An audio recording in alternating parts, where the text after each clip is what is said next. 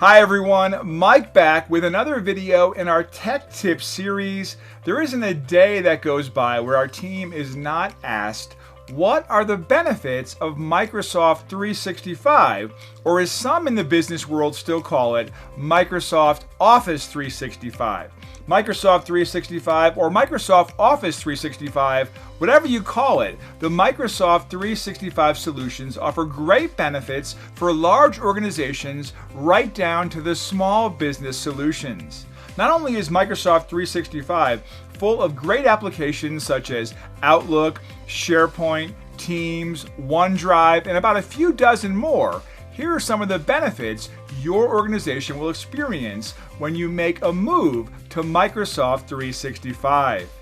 You have the ability to work from anywhere, anytime, and on any device. Work from your office, your home, the coffee shop down the street, or the other side of the globe.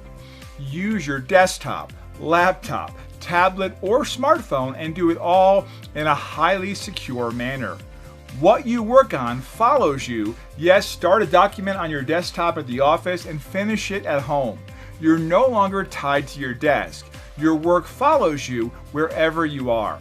Get access to robust web applications. Love Outlook on your Windows desktop.